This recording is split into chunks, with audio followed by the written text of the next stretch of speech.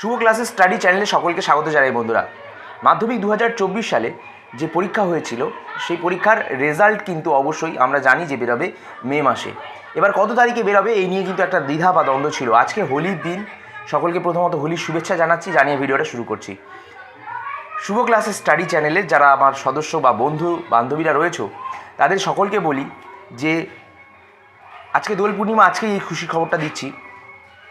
পর্ষদ সভাপতি কিন্তু জানিয়ে দিয়েছে উচ্চ মাধ্যমিকের বোর্ডের মতো তোমাদের যে এবছর রেজাল্ট বেরোচ্ছে সেটা কিন্তু ডিজিটাল পদ্ধতিতে বেরোচ্ছে। যতটা পারছে যে দুর্নীতিগুলো হয়েছে, যে সমস্যাগুলো ছিল এতদিন, মিল ছিল না, ব্যালেন্স হচ্ছিল না, সেগুলোকে মানে ইম্প্রোভাইজ করার, আর সেগুলোকে ইম্প্রোভাইজ করে রেজাল্ট তৈরির কাজ কিন্তু শুরু করে দিয়েছেন তিনি। এবার সেখানে কিভাবে করছে?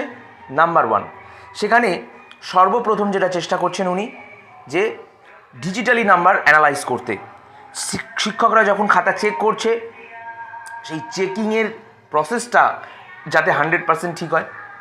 কোথাও যেন কোনো ছাত্র স্যারের বিনা কারণে, রাগের কারণে, মানে বিনা কোনো কারণে তার নাম্বারটা যাতে না কমে যায়, কেউ ভালো লিখেছে সে যাতে নাম্বার কম না পায়, এই সমস্ত বিষয়গুলো কিন্তু স্যাররা, এই পর্ষদ কিন্তু কড়া নজর রেখেছে। যারা খাতা চেক করছে তারাও আলটিমেট ভালো জানে। আমরা যারা খাতা চেক করছে তাদের সাথে রীতিমতো কথা বলছি, কন্ট্যাক্টে আছি, আমরা নিজেরা জানি।